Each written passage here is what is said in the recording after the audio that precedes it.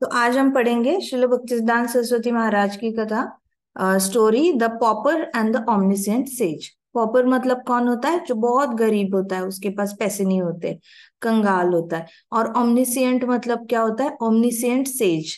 Says मतलब ऋषि, और omniscient मतलब जिसको सब पता है। ठीक है। A very poor householder Brahmin had to maintain a large number of children. एक बहुत गरीब ब्राह्मण था और उसके पास बहुत सारे बच्चे थे। तो उसको एक ऐसी फैमिली का संभाल करना पड़ता था जिसमें बहुत सारे लोग हैं। The Brahmin was almost a pauper and he lamented his prolonged poverty. तो अभी वो इतना गरीब था, उसके पास पैसे नहीं थे, तो उसको बहुत बुरा लगता था कि लंबा टाइम ये गरीबी चल रही है, गरीबी जा ही नहीं रही है।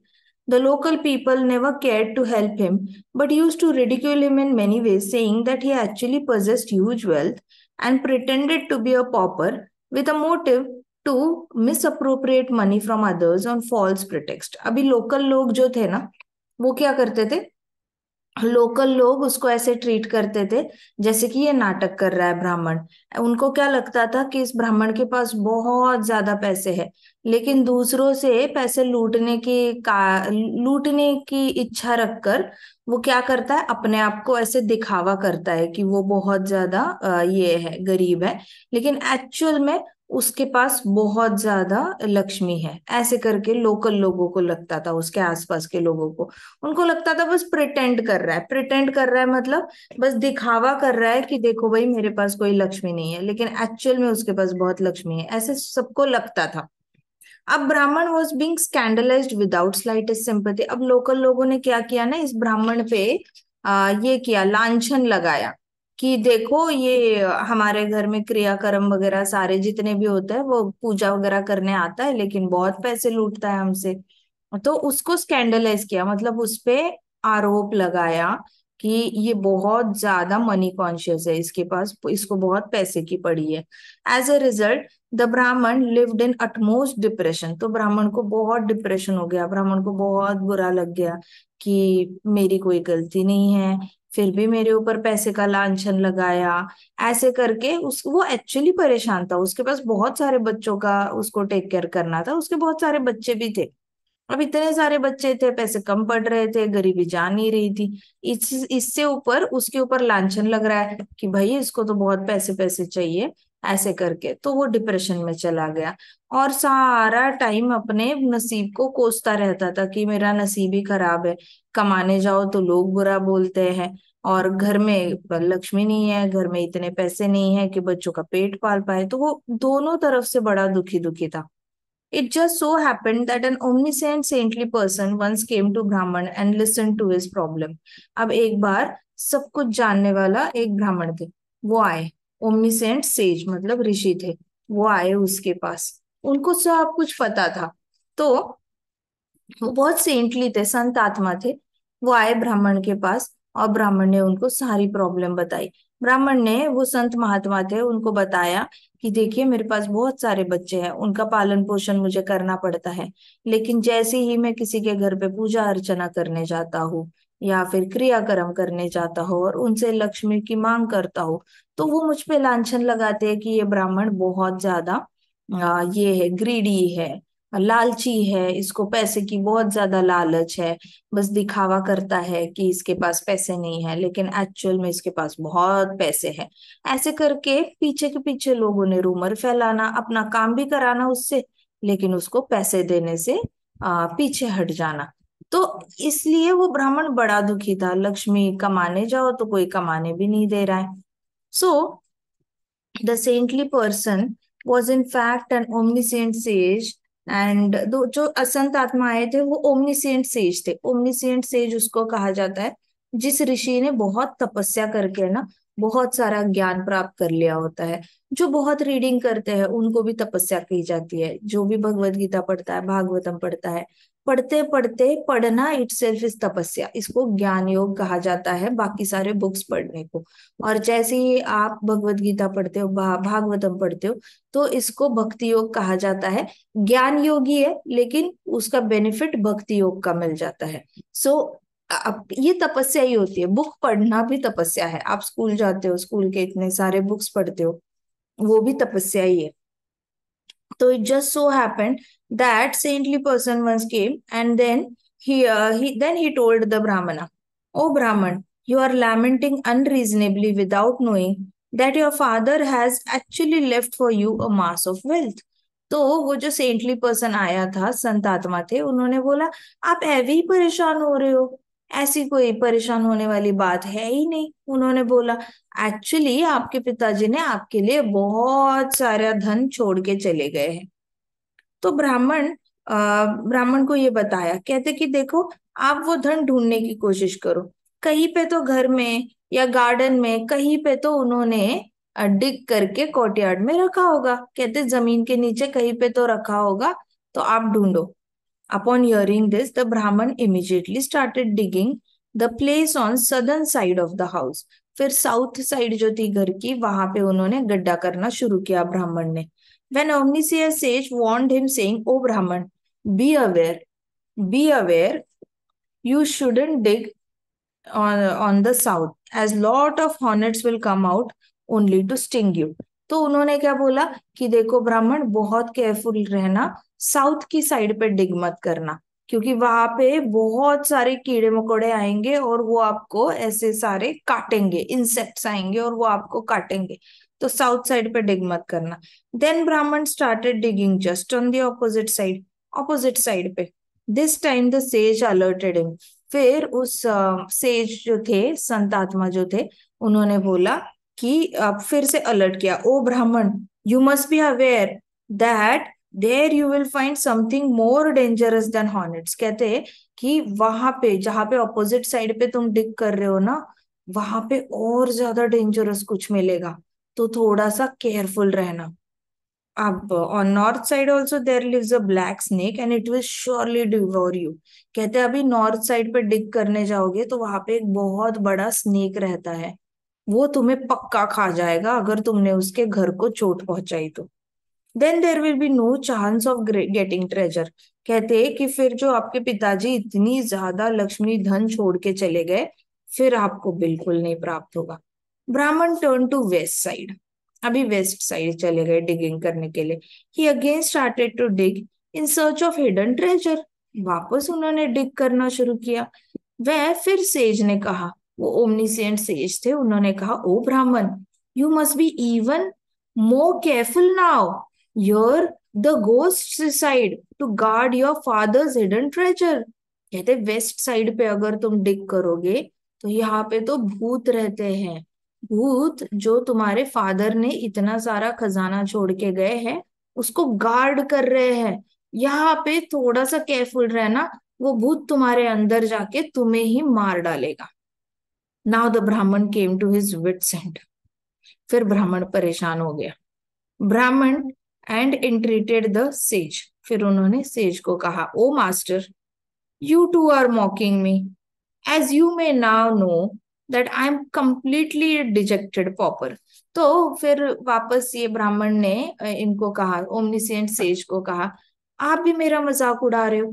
अब आपको भी पता चल गया है कि मैं बड़ा ही डिजेक्टेड पॉपर हूँ, मतलब मैं बहुत ही ज्यादा गरीब हूँ, मेरे पास कुछ भी नहीं है, इसलिए आप मेरा मजाक उड़ा रहे हो। The kind hearted sage then told him. He smiled. फिर जो ओमनिसेंट सेज थे उन्होंने स्माइल किया और फिर कहा, don't get impatient, you should know very well that there must be a lot of hindrances before arriving at the ultimate goal. तो उन्होंने स्माइल करके ब्राह्मण को बोला, देखो तुम्हें पता होना चाहिए कि जो तुम्हारे पिताजी धन छोड़ के गए हैं, कुछ भी तुम्हें प्राप्त करना है तो प्राप्त करने से पहले तुम्हें कई सारी दिक्कतों का सामना करना पड़ेगा। धैर्य कहते हैं इसको। तो कहते हैं कि तुम्हें कई सारी दिक्कतों का सामना करना पड़ेगा। साउथ को खोदने जाओ तो बहुत सारे इंसेक्ट्स आ सकते हैं बाइट करने के लिए। नॉर्थ को खोदने जाओ तो वहां पे क्या हो सकता है, स्नेक हो सकता है। वेस्ट को खोदने जाओ तो वहां पे भूत हो सकते हैं। तो कहते कि ऐसे करके अल्टीमेट तुम्हारा जो लक्ष्य है वो प्राप्त करते करते ऐसे हिंड्रेंसेस तो आएंगे ही आएंगे, तुम्हें ये पता होना चाहिए। Your father had possessed great intelligence, and so he buried the treasure on the east side। तुम्हारे फादर के पास बहुत इंटेलिजेंस था, इसलिए उन्होंने ईस्ट की साइड पे सारा धन जो है, खजाना जो है, वो अंदर रख के चले गए, बरी करके चले गए, while keeping several unusual things on the other side to protect the wealth। तो तुम्हारे पापा बहुत इंटेलिजेंट थे, ईस्ट की साइड पे खजाना खोद के रख के चले गए, वेस्ट नॉर्थ साउथ के यहाँ पे खजाने को प्रोटेक्ट करने के लिए अलग अलग चीजें छोड़ के चले गए। Have a little more patience O Brahmana. तो उन्होंने कहा ब्राह्मण को, थोड़ा सा और पेशेंस रखो, धैर्य रखो, and just start digging at the east side of your courtyard. कहते कि थोड़ा सा धैर्य रखो और ईस्ट की साइड पे ये करने लग जाओ, खोदने लग जाओ, वहां पे गारंटी है कि तुम्हें जो चाहिए वो मिल जाएगा। फिर उसने खोदना शुरू किया। The Brahmin was then encouraged and then he took his advice. Brahmin encourage हो गए और एडवाइस ले ली, और उनको जो हिडन ट्रेजर था जो उनके पिताजी छोड़ के गए थे वो जल्दी मिल गया। Thereafter he was wealthy for rest of his life. फिर पूरी लाइफ वो पूरा वेल्दी बन के जिया। अभी देखते हैं भक्ति सिद्धांत सरस्वती महाराज क्या कहते हैं। ठीक है, श्री भक्ति सिद्धांत सरस्वती महाराज की जय। नरेटेड बाय श्री चैतन्य देव। ये कथा जो है चैतन्य महाप्रभु ने बताई थी, पता है। This story confirms that our supreme father has left hidden treasure for us and our spiritual master comes into our life to lead us perfectly. तो इतना बड़ा खजाना है जो कृष्ण भगवान हमें छोड़ के चले गए यहाँ पे पृथ्वी पे, मटेरियल वर्ल्ड में कृष्ण भगवान खजाना छोड़ के गए हैं। और जो गुरु होते हैं वो ये ओमनीसिएंट सेज की तरह आते हैं बताने के लिए कि देखो नॉर्थ की साइड मत जाओ, साउथ की साइड मत जाओ, वेस्ट साइड मत जाओ, ईस्ट की साइड पे खोदो तो तुम्हें खजाना मिल जाएगा। तो गुरु जो होते हैं, वो स्पिरिचुअल मास्टर जो होते हैं, वो हमें बताने के लिए आते हैं कि लाइफ को परफेक्टली कैसे लीड किया जाता है। कहते हैं कि ट्रेजर अगर प्राप्त करना है, कृष्णा ने छोड़ा हुआ अगर ट्रेजर प्राप्त करना है तो गुरु की मदद से जल्दी से प्राप्त कर लोगे। खुद ही खुद कोशिश करते रह जाओगे तो यहाँ खोदोगे वहां खोदोगे, कहीं पे इंसेक्ट बहुत काटेंगे, कहीं सांप खा जाएगा, तो कहीं भूत आपके अंदर जाके आपको ही मार डालेंगे। ये सब कुछ होने के बाद फिर आपको ट्रेजर के लिए ढूंढने के लिए एनर्जी नहीं बचेगी, तब तक मृत्यु हो जाएगा। आइदर सांप ने मार डालना है या फिर इसने मार डालना है, भूतों ने मार डालना है। तो ऐसे करके गुरु जब आते हैं तो वो आपको सीधे खजाने तक पहुंचाते हैं। तो आपका ट्रायल एंड एरर का जो पीरियड होता है ना, वो खत्म हो जाता है। आपको बहुत सारे ट्रायल्स से नहीं जाना पड़ता। ट्रायल्स का मतलब क्या होता है, बहुत सारी जिंदगी में दिक्कतें आती है, इतनी सारी दिक्कतों से नहीं जाना पड़ता। गुरु आते हैं तो वो परफेक्टली लाइफ कैसे बितानी है उसका पूरा ब्यौरा लेकर आते हैं, पूरा आपको टाइम टेबल दे देंगे, हर रोज क्या करना है क्या नहीं करना, पूरी चीज गुरु बता देते हैं। And on the other hand कहते हैं कि if we should be very careful to avoid going in wrong direction. हमने बहुत ज्यादा केयरफुल रहना है कि हम गलत डायरेक्शन में ना जाए। In case our efforts are directed towards fruitive activities with a material motive, then we suffer from unending desires। अगर हमारी दिशा एक ऐसी दिशा हमने पकड़ ली जहां पे हमें बस कुछ ना कुछ फल चाहिए कुछ काम करके, we are directed towards fruitive activities, मतलब हम कोई ऐसी दिशा पकड़ लेते हैं जिसमें हम सिर्फ उसमें से हमें क्या मिलेगा क्या मिलेगा, यही चीज अगर हम कंटिन्यूअसली सोचते रहते हैं तो हमें एक बीमारी लग जाती है। अनएंडिंग सफरिंग होता है, उससे बहुत दर्द होता है, और उसको कहा जाता है अनएंडिंग डिजायर्स। मतलब इच्छाएं कभी खत्म नहीं होना, एक इच्छा खत्म हो जाती है तो दूसरी आ जाती है, दूसरी खत्म होती है तो तीसरी आ जाती है, ऐसे करके अनएंडिंग डिजायर वाली सफरिंग आ जाती है। अनएंडिंग डिजायर्स क्या होते हैं कि आपको अगर लैपटॉप चाहिए तो आप लैपटॉप ले लोगे, लैपटॉप लेने के बाद आपके मन में आता है कि नया ले लेते हैं, लेटेस्ट ले लेते हैं, लेटेस्ट लेने के बाद आपको और अच्छा वाला चाहिए होता है तो आपका मन नहीं भरता। एक घर आ जाता है तो आपके पास दूसरा घर चाहिए, तीसरा घर चाहिए, मन नहीं भरता। फिर ऐसे करके एक कार ले लो, दो कार ले लो, मन नहीं भरता। मन ना भरने की का मतलब ही है कि आपके अनएंडिंग डिजायर्स है, आपकी अंदर की इच्छाएं आपको जला रही होती है, कंटिन्यूअसली हार्ट बर्न फील होता है, कभी टमी में बर्न फील होता है, कभी गर्दन में दर्द होगा, पीठ में दर्द होगा, कभी कभी नींद नहीं आएगी रात को, कभी कभी ऐसी सैड सैड फील होगा, समझ में ही नहीं आएगा सैड क्यों फील हो रहा है। लेकिन एक्चुअल में जब बहुत ज्यादा सैड सैड फीलिंग आती है, अंदर इतनी सारी इच्छाएं होती है, अधूरी रह गई होती है, इसकी वजह से उसको अनएंडिंग सफरिंग कहा गया है। मतलब इसका तो कोई अंत ही नहीं है। जैसे ही आप ऐसे कोई काम करने लग जाते हो जिसमें आप फल की अपेक्षा करने लग जाते हो कंटिन्यूअसली, कि हाँ इससे मुझे क्या मिलेगा, इससे मुझे क्या मिलेगा, तो उससे क्या हो जाता है, फिर आपको बहुत ज्यादा इच्छाओं से सामना करना पड़ता है, और इच्छाएं पूरी ना होने का दर्द भी सहना पड़ता है। तो सबसे अच्छी स्टेट वहां होती है जहाँ पे हमारी अंदर की इच्छाएं आना ही बंद हो जाती है। अंदर की इच्छाएं आना बंद हो जाती है तो आगे इच्छा पूरी ना होने का दर्द भी बंद हो जाता है। तो इच्छा ना होने का दर्द बंद करना है तो इच्छा मैन्युफैक्चर करना बंद करना पड़ेगा। और अगर इच्छाएं आएंगी कब, जब हम नॉर्थ डायरेक्शन जाएंगे, साउथ जाएंगे, वेस्ट जाएंगे, जहां पे नहीं जाना चाहिए ऐसी दिशा में जाएंगे, तो बहुत सारी इच्छाओं का जन्म हो जाएगा। On other hand, if we are inclined to renounce everything, then it will be suicidal in field of transcendental way of living। अब आप दूसरी साइड पे एक्सट्रीम चले जाओ कि सब कुछ ही छोड़ ही देना है। जैसे ब्राह्मण को अगर किसी ने बोला, लोकल लोग ब्राह्मण को बोल रहे थे, ब्राह्मण तो अपना काम कर रहा था, ब्राह्मण बोल रहा था ना कि मैं अच्छा ठीक है, किसी के घर में पूजा करनी है आ जाता हूँ, किसी के घर में किसी की मृत्यु हुई है क्रियाक्रम करने हैं आ जाता हूँ, या बच्चा जन्मा है तो नामकरण करना है आ जाता हो। हर चीज में ब्राह्मण को बुलाते थे। लेकिन ब्राह्मण जब उनको पैसे मांगता था तो उनको अच्छा नहीं लगता था। अब ब्राह्मण गिव अप नहीं कर सकता। ये नहीं हो सकता कि ब्राह्मण आके पूजा करेगा लेकिन उनसे कोई दक्षिणा नहीं मांगेगा। देने वालों ने तो ढेर सारा देना चाहिए क्योंकि उनके घर में बच्चा हुआ है। भाई बच्चा हुआ है, बहुत बड़ा कर्म कर रहा है, वो आपका बहुत बड़ी प्रॉब्लम सॉल्व कर रहा है। आपके बच्चे का क्रिया नामकरण करके उसको पूरी जिंदगी के लिए वो नाम उसका मरते दम तक उसकी अगर समाधि बनी तो वहां पे भी लिखा जाएगा।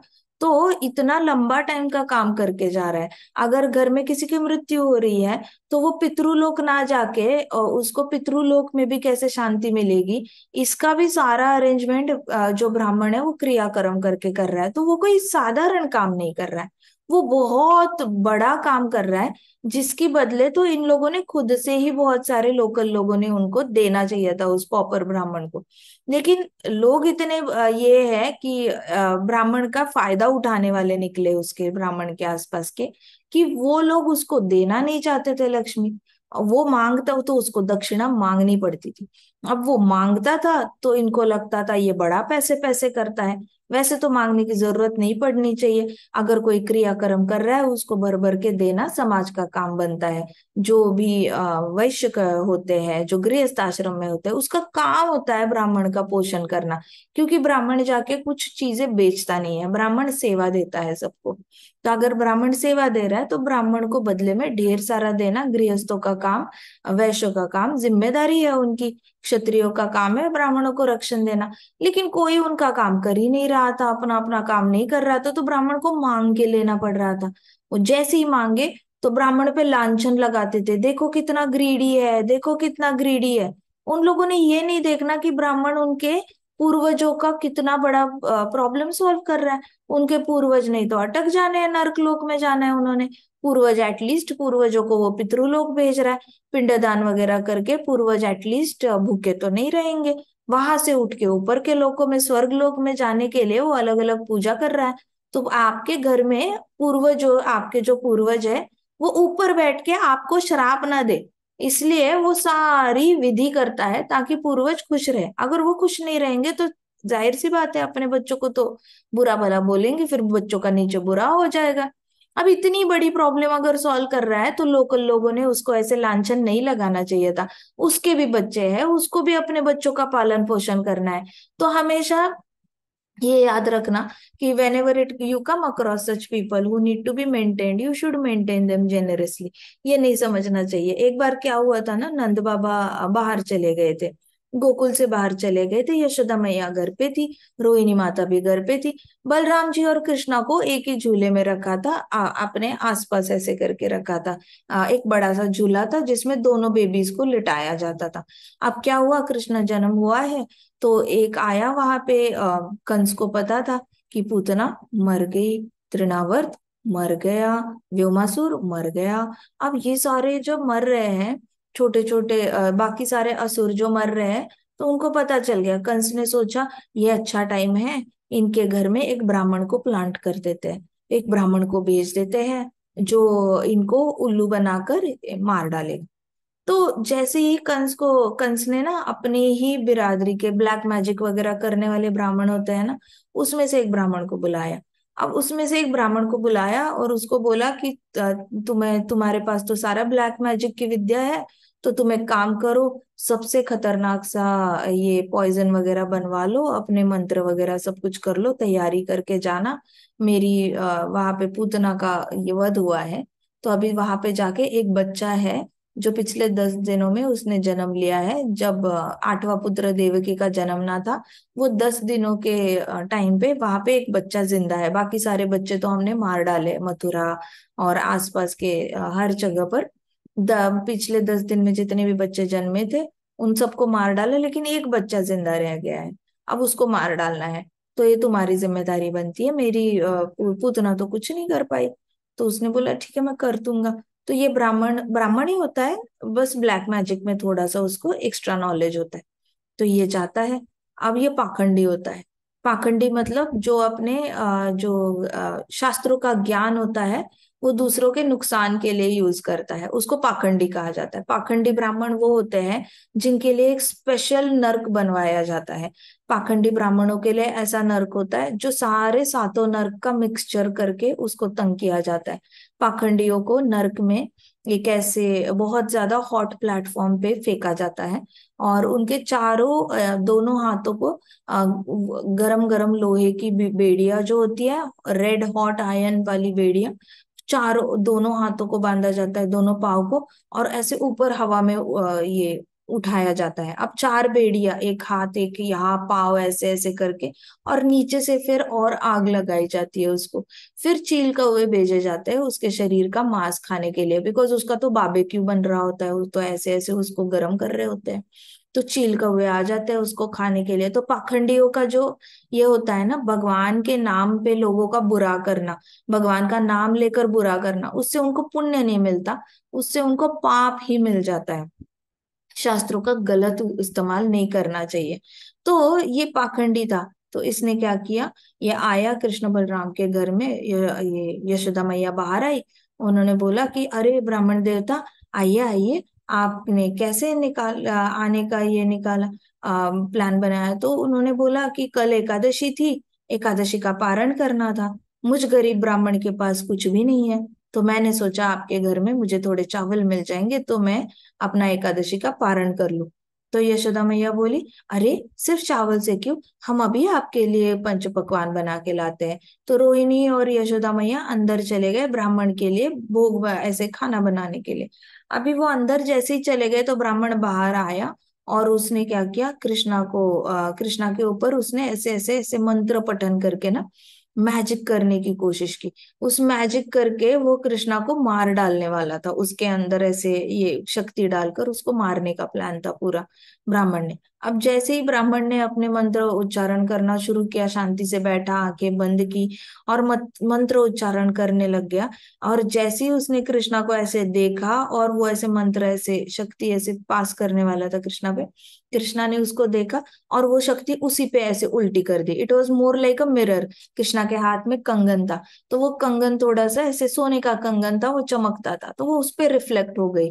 जो शक्ति भेजी थी ब्राह्मण ने, वो शक्ति कंगन पे कृष्णा के रिफ्लेक्ट हो गई, बेबी कृष्णा थे, रिफ्लेक्ट हो गई, रिफ्लेक्ट होके वापस ब्राह्मण के ऊपर आ गई। अब ब्राह्मण के ऊपर आ गई तो ब्राह्मण ऐसे मुंह से, उसकी टंग टेढ़ी हो गई, ऐसे टेढ़ी हो गई, उसका पूरा मुंह टेढ़ा हो गया, टंग टेढ़ी हो गई। अब वो मंत्र उच्चारण नहीं कर पा रहा है क्योंकि उसने गलत मंत्र उच्चारण किए। भगवान के ऊपर ही शास्त्र विद्या यूज करने की कोशिश, एक होता है शस्त्र विद्या, एक होता है शास्त्र विद्या। शास्त्र विद्या का गलत इस्तेमाल नहीं करते। तो उस ब्राह्मण के जैसे ही शक्ति उसी के ऊपर पलटी पड़ गई, वो ब्लैक मैजिक उसी के ऊपर पलटी पड़ गया, तो उसकी वाचा चली गई, उसका पूरा मुंह ऐसे टेढ़ा बन गया। टेढ़ा बन गया, फिर उसने क्या किया, उसने सोचा चलो मुंह से मंत्र उच्चारण नहीं कर सकता तो हैंड मूवमेंट से कुछ ना कुछ करके, ऐसे अपने थैली से कुछ ना कुछ निकाल के, पाउडर निकाल के, चटनी वटनी का कुछ करके वो उसे डालने वाला था। तो जैसे ही वो थैले में हाथ डालने लग गया तो उसका हाथ ऐसे हो गया, तो उसका हाथ टेढ़ा हो गया।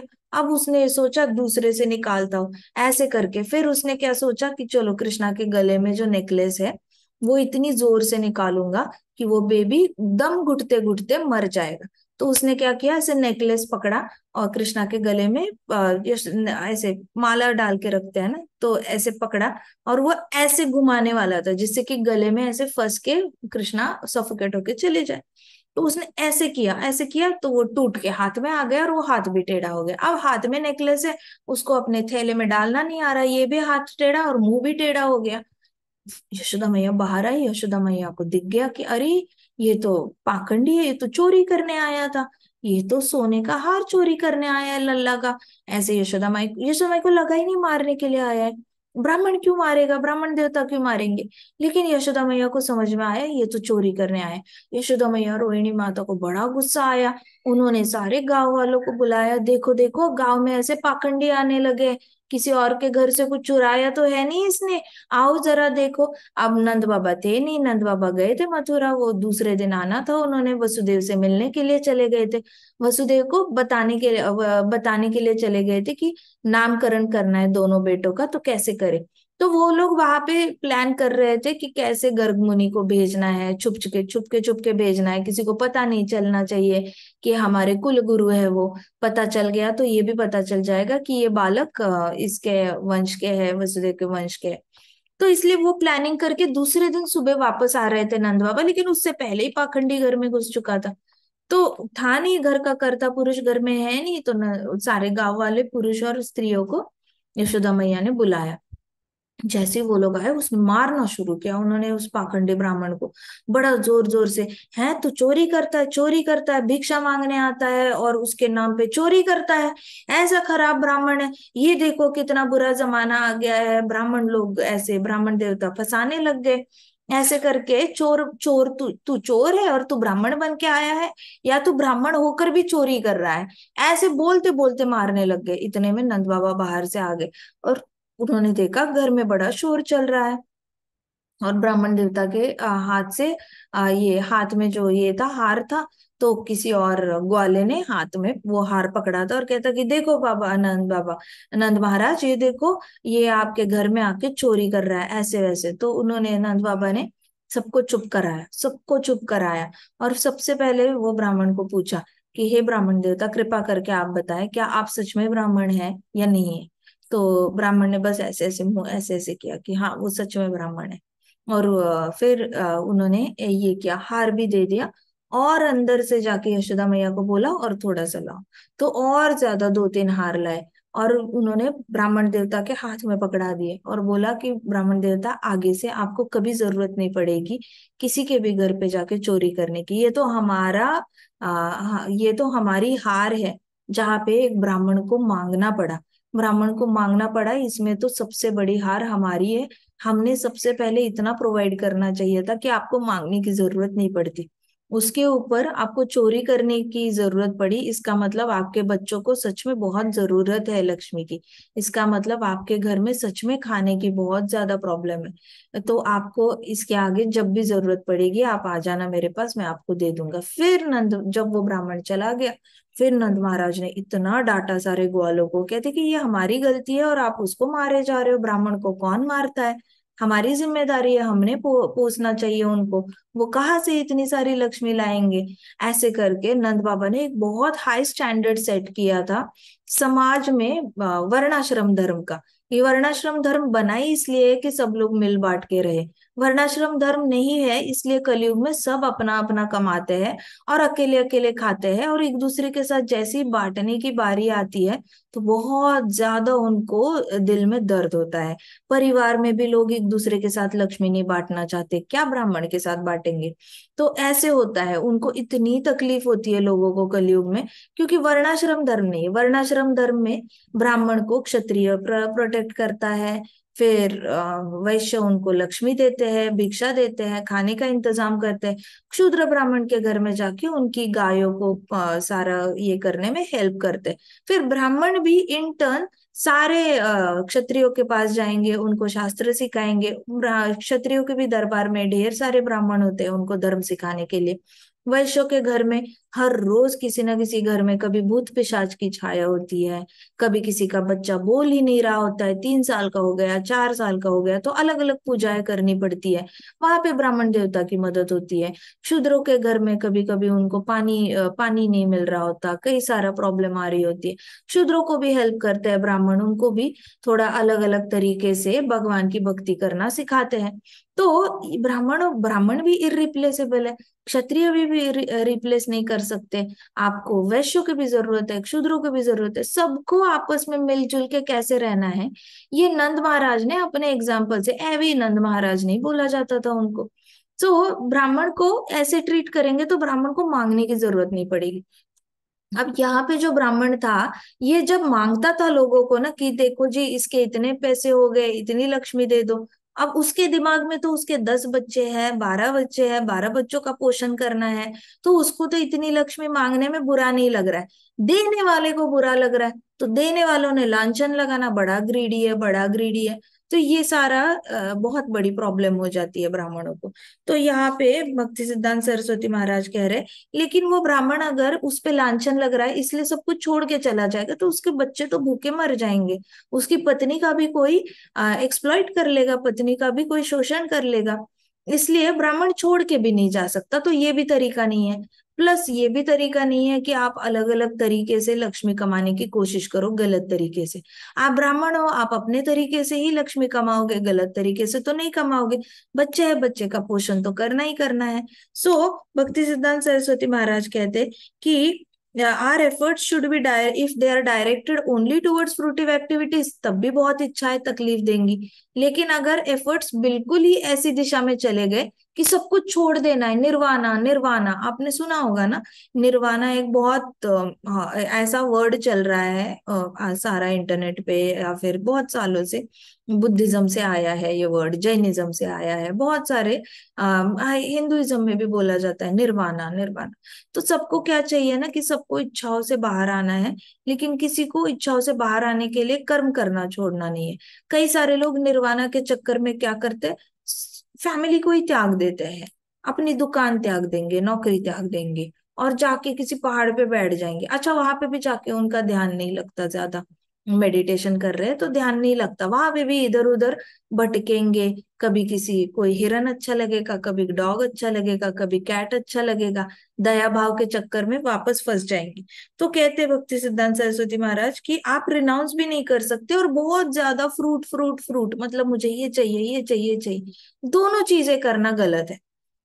At last, if we are interested in yogic practice, it will simply pollute our spiritual lives. अगर हमारा इंटरेस्ट बहुत योगिक प्रैक्टिस में आ गया, योगिक प्रैक्टिस वो होती है जहाँ पे आप अलग अलग मैजिक सीख लेते हो। कभी आपने बस ऐसे करना है और किसी को दूर से ही धक्का लग जाता है, या फिर आप ऐसे करके कुछ मैजिक बना लेते हो, हाथ में मेडिसिन आप जनरेट कर लेते हो, कभी ऐसे करते हो हाथ में सोना जनरेट हो जाता है, तो कई सारी सिद्धियां प्राप्त करते हो। तो हिमालय में तो ऐसे बहुत योगीज है। लेकिन भक्ति सिद्धांत सरस्वती महाराज कह रहे हैं, अगर ऐसी इच्छा आप रखोगे ना तो आपकी स्पिरिचुअल लाइफ को धोखा है, आपकी स्पिरिचुअल लाइफ खत्म है। अगर ये भी इच्छाएं रखी तो आजकल तो बहुत ही बेसिक क्षुद्र इच्छाएं होती है कलयुग में लोगों की, कि ये बनना है, वो बनना है। ये तो बहुत ही लो लेवल की इच्छाएं है। सतयुग में तो फिर भी लोगों की इच्छाएं रहती थी कि मैंने आकाश में उड़ना सीखना है, मैंने यहाँ से उस प्लेनेट पे जाना सीखना है, वहां से प्लेनेट से, तो लोग फ्रीली ट्रैवल करते थे, हेवनली प्लेनेट से अर्थ पे आते थे, अर्थ वाले नीचे जाके ऊपर आते थे, अर्थ वाले ऊपर जाते थे, ऊपर वाले नीचे आते थे। इस लेवल की एम्बिशन होती थी। लेकिन आजकल एम्बिशन भी एकदम नीचे आ चुकी है लोगों की, कि बस इतना कमाना है, उतना कमाना है, ये डिग्री पानी है, वो डिग्री पानी है, फिर मर जाना है। एक बच्चा, दो बच्चे, इतने में ही एम्बिशन खत्म हो जाती है। एक कीड़े मकोड़े की तरह जिंदगी हो गई है कलयुग में। तो हमारी एम्बिशन भी बड़ी नीचे आ गई है। भक्ति सिद्धांत ऊपर की एम्बिशन लेके बता रहे हैं कि अगर आपके अंदर कभी ऐसी, भक्ति सिद्धांत सरस्वती महाराज हमें सिर्फ पृथ्वी लोक के लिए ही गाइड नहीं कर रहे। कल को अगर भक्तों में से कोई एक इंसान स्वर्ग लोक में लैंड अप हो जाता है, महर लोक, जनलोक, तपोलोक है, ऊपर के कई सारे लोक होते हैं, बहुत सारे, और हेवनली प्लैनेट्स होते हैं। हेवन मतलब एक प्लैनेट नहीं होता, हेवनली प्लैनेट्स, प्लैनेट्स मतलब इन्यूमरेबल प्लैनेट्स होते हैं।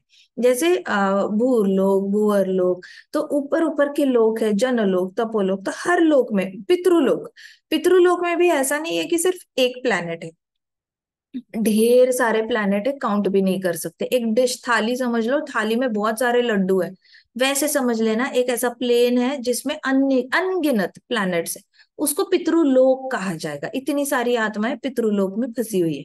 उसके ऊपर स्वर्गलोक जाओ तो स्वर्गलोक भी कोई एक लोक नहीं है, बहुत सारे, उसको इंग्लिश में कहा जाता है हेवनली रेल्म्स, हेवनली प्लैनेट्स। तो बहुत सारे प्लैनेट्स होते हैं, हर प्लैनेट में अपना अपना एक देवता बैठा हुआ है, अपना अपना चल रहा है। सो वी नेवर नो कि हमारी डेस्टिनेशन कहाँ है, नेक्स्ट डेस्टिनेशन। गलती से भी हम कहीं पे उधर कहीं लैंड कर गए, तो वहां पे भी लैंड करने के बाद एम्बिशन ऊपर उड़ और बढ़ जाएगी, कि अच्छा, वो वाले लोग तो बड़े, बहुत बड़े बड़े फ्लाइट में घूमते हैं, प्लेन में घूमते हैं, हमारा प्लेन थोड़ा सा साइज में छोटा है। तो और एक इच्छा जनरेट करोगे तो नेक्स्ट जन्म वापस हेवनली प्लैनेट्स में ही आएगा, जहाँ पे बड़े बड़े प्लेन्स यूज करते हैं लोग और बहुत बड़े बड़े महल में रहते हैं। तो फिर उसके बाद थोड़ा सा योगिक विद्याएं आ जाएंगी, तो इच्छा आ जाएगी कि मैं बर्ड की तरह ट्रैवल करूं, मैं लाइट के स्पीड से ट्रैवल करूं, उसके बाद मैं बिजली चमके तो भी मैं मरूं ना, ऐसे वाली सारी इच्छाएं आ जाएंगी। इतनी ज्यादा इच्छाएं इच्छाएं इच्छाएं ना, खत्म ही नहीं, मुझे ये मैजिक आ जाए, मुझे वो मैजिक आ जाए। तो भक्ति सिद्धांत सरस्वती महाराज हमें बता रहे, वॉर्न कर रहे हैं कि अगर ऐसी फालतू की इच्छाएं मन में पकड़ के बैठे ना, फिर तो आपकी स्पिरिचुअल लाइफ डूम्ड है। मतलब ये जन्म तो खत्म ही है, स्पिरिचुअल लाइफ ही खत्म हो जाती है इंसान की। अपने मन में सारा मैजिक मैजिक मैजिक करके सिद्धि प्राप्त करनी है, सिद्धि प्राप्त करनी है के चक्कर में वो फंसा ही रहता है। क्योंकि नॉलेज भी अनलिमिटेड है ना, मटेरियल वर्ल्ड में भी नॉलेज ऐसा नहीं है कि खत्म हो जाएगा। आप एक लेवल की सिद्धि प्राप्त करोगे ना, तो भी नेक्स्ट लेवल की और है, और नेक्स्ट लेवल की है, और नेक्स्ट लेवल की है, खत्म ही नहीं होती सिद्धियां। ब्रह्मा लोक तक जाने तक ऐसा नहीं कि ब्रह्मा जी को भी सारी सिद्धियां प्राप्त है। ब्रह्मा जी के पास जितनी सिद्धियां है, वो सारे ब्रह्मलोक में, सत्यलोक में सबके पास है। तो सत्यलोक के सारे ऋषि मुनि जो है वो compete कर रहे हैं ब्रह्मा जी की पोजीशन के लिए। अब उसमें जिसके अंदर बहुत एक्सट्रीम रजोगुण आ जाएगा, वो डिसाइड होगा कि हाँ ब्रह्मा जी कौन बनेगा, क्योंकि उसके अंदर एक्सट्रीम पैशन होना चाहिए ब्रह्मा जी बनने के लिए। Now this is what happens, कि आपकी स्पिरिचुअल लाइफ खत्म हो जाती है, आप एडवांस तो करते जाते हो, लेकिन ज्ञान खत्म नहीं होता अनफॉर्चुनेटली। इतना ज्ञान है, 4 हेडेड ब्रह्मा जी बन जाओगे तो भी नेक्स्ट एम्बिशन होगी 10 हेडेड ब्रह्मा जी बनने की। 10 हेडेड ब्रह्मा जी बनोगे तो भी नेक्स्ट एम्बिशन हो जाएगी 1 करोड़ वाले हेडेड वाले ब्रह्मा जी बनने की। ये खत्म ही नहीं होना है, एक्चुअल में खत्म नहीं होना है। इसलिए कहा जाता है कि ये एक ब्लैक होल है मटेरियल वर्ल्ड। मटेरियल वर्ल्ड इतना इतना बड़ा है, अनलिमिटेड ज्ञान है इसमें भी। अगर मटेरियल नॉलेज लेने जाओगे ना, वो भी खत्म नहीं होना है। So the best method is to take up the devotional service. तो भक्ति सिद्धांत सरस्वती महाराज कह रहे हैं, एक्चुअली भक्ति सिद्धांत सरस्वती महाराज ने, ये चैतन्य महाप्रभु ने बताई हुई कथा बताई है। कह रहे हैं कि चैतन्य महाप्रभु भी यही कहते हैं, बेस्ट तो भक्ति करना ही है, और कोई मार्ग है ही नहीं। कहते कि it will help us in achieving the real wealth without any danger. तो जैसे ये ओमनीसिएंट सेज आया था, उसने सीधे बोला ईस्ट में डिग करो। उसने बोला नहीं नहीं, नॉर्थ में मत करो, नहीं साउथ में मत करो, इधर सांप है, उधर भूत है, अरे इधर मत करो, यहाँ पे बहुत सारे इंसेक्ट्स है, काटेंगे तुम्हें। तो वैसे सीधा ईस्ट में डिग करो बोला, और वहां पे खजाना मिल भी गया उसको। कितनी मेहनत बच गई, नहीं तो ब्राह्मण ने मर जाना था, स्नेक ने उसको खा जाना था, या फिर भूतों ने उसके अंदर जाके ही उसकी बॉडी का इस्तेमाल करके लोगों को परेशान करके लोगों ने फिर उसको आके मारना था, भूत ने उसके बॉडी में घुस जाना था। तो इतना बड़ा नुकसान होने वाला था। ओमनिसेंट सेज ने आके उसको बचाया। वैसे गुरु आते हैं, गुरु सच में हमें बचाते हैं। अगर गुरु नहीं होते तो आज हो सकता हम लोग भी और 10 दिशाएं घूम घूम के भगवान को ढूंढने की कोशिश में अभी सिद्धि प्राप्त कर रहे होते। हम लोग भी आपस में ये बात करते हैं, अच्छा तुम्हें मेडिटेशन में क्या दिखा, तुम्हें सपने में क्या दिखा, तुम्हारे पास कौन सी पावर आ गई है, तुम ये कर सकते हो क्या, तुम वो कर सकते हो क्या। और फिर चार लोग जैसे बातें करते हैं वैसे ही हम बातें करते कि अच्छा मैंने ये प्राप्त किया, मैंने वो प्राप्त किया, उस दिन मैंने वो बोला था, वो देखो सच निकल आया, मैंने वो बोला था देखो मेरे पास सिद्धि प्राप्त हो गई, मैं जो भी बोलता हूँ वो सच हो जाता है। ऐसे करके लोग सिद्धि प्राप्त करने की कोशिश करते हैं। अब अपनी जिह्वा पे ऐसी सिद्धि प्राप्त करने की कोशिश करते हैं कि अच्छा देखो मैं जब भी मेरा कोई भी बुरा करता है ना उसका इमीडिएटली बुरा हो जाता है, तो मेरे पास स्पिरिचुअल पावर आ गई है। अच्छा मैंने उसको बोला था कि देखो आपका बेटा जो घर से भाग गया है वो वापस आ जाएगा 2 दिन में, वो 2 दिन में वापस आ भी गया, देखो मेरे अंदर स्पिरिचुअल अवेकनिंग आ गई है, मेरे अंदर स्पिरिचुअल पावर आ गई है। हाँ मेडिटेट करोगे तो आएगी ये स्पिरिचुअल पावर, लेकिन करना क्या है स्पिरिचुअल पावर का, जाओ ऊपर के लोकों में जाओ, compete करो अलग अलग ब्रह्मा जी बनने के लिए। हाईएस्ट एम्बिशन तो वही है मटेरियल वर्ल्ड में, उसके परे तो कोई एम्बिशन हो ही नहीं सकती। ऐसे करके भक्ति सिद्धांत सरस्वती महाराज कह रहे इससे अच्छा तो भक्ति करना होगा सीधे जाके रामबाण, मतलब he gives direct solution. Guru Maharaj जो होते हैं वो सीधा सोल्यूशन देते हैं कि हरि नाम लो, हरि कीर्तन करो, श्रवणम करो, हरि कथा सुनो, हरि नाम लो, हरि कीर्तन करो, 3 चीजें करने से ही भगवान प्राप्त होने हैं। इतना शॉर्टकट मिल जाता है हमें, और पूरी लाइफ वो ब्राह्मण खुश रहा, उसको जब खजाना मिल गया तो पूरी लाइफ उसने खुशी खुशी काटा। वैसे हमें हरि नाम के रूप में खजाना मिला हुआ है, पूरी लाइफ की हैप्पीनेस। तभी तो प्रभुपाद कहते हैं chant and be happy. Prabhupada wants us to be happy and we are the ones, we do not want ourselves to be happy. हमने हैप्पी होने के लिए भी मेहनत नहीं करनी है, हम पैसे कमाने के लिए मेहनत करेंगे, हम पढ़ाई करने के लिए मेहनत करेंगे, अच्छा अच्छा पकवान बना के खाने के लिए मेहनत करेंगे, लेकिन जो ट्रू हैप्पीनेस जो चैंटिंग में है, प्रभुपाद भी हमें बता के गए हैं, बी हैप्पी। उनका मेन इंस्ट्रक्शन तो बी हैप्पी है। कैसे होगा, चैंटिंग करके। चैंट एंड बी हैप्पी बोल रहे हैं मेन इंस्ट्रक्शन। तो प्रभुपाद की अंदर की इच्छा क्या है, प्रभुपाद चाहते हैं सब खुश रहे, और सब खुशी का मार्ग एक ही है, जाप करके ही खुशी मिल सकती है। किसी किसी को समझ में नहीं आता कि कैसे खुशी मिलती है। जितना ज्यादा जाप करते हो उतनी ज्यादा खुशी मिलती जाती है, लेकिन you will have to start chanting at least. The more you chant the more happiness comes to you. ये आज का काम यहीं पे समाप्त करते। हमारी बुक पूरी खत्म हो चुकी है भक्ति सिद्धांत सरस्वती महाराज की स्टोरीज की। तो आज हमारा before Balaram Jayanti we have finished this book. We should thank Srila Bhakti Siddhanta Saraswati Maharaj for giving us all these 60 stories so nicely कि हमें पूरी तरह मायावाद पता चल गया इसमें, डिवोटीज के वीकनेस पता चल गई ये सारी स्टोरीज में, मटीरियलिस्टिक कैसे होते हैं, मायावादी कैसे होता है, डिवोटीज कैसे होते हैं, डिवोटीज के अंदर भी अलग अलग गलतियां क्या क्या होती है डिवोटीज से, हमने कौन सी गलतियों से बचना है, हमने क्या क्या वर्णाश्रम धर्म कैसे फॉलो करना है, गुरु महाराज की सेवा कैसे करनी है, इतनी सारा सब कुछ हमें पता चल गया है। I will be uploading this soon on YouTube also. कभी मन करे तो पूरी सीरीज सुन लेना। जितना ज्यादा हम भक्ति सिद्धांत सरस्वती महाराज की स्टोरीज के बारे में सुनेंगे ना, उतना हमारा कन्विक्शन हरि नाम में है वो ज्यादा से ज्यादा बढ़ता जाएगा। ये पूरा जो हरि कथा होती है ना, ये सिर्फ हरि नाम में विश्वास बढ़ाने के लिए होती है। सो मेक श्योर कि आप लोग इसका लाभ उठाएं। ठीक है। श्रील भक्तिदान सरस्वती महाराज की जय। श्रील प्रभुपाद की जय। श्री श्री राधा श्याम सुंदर की जय। श्री श्री कृष्ण बलराम की जय। वृंदावन धाम की जय। छोटे छोटे भक्तों की जय। हरे कृष्णा कृष्णा कृष्णा हरे हरे, हरे राम राम हरे हरे, हरे कृष्ण महासंकीर्तन की जय।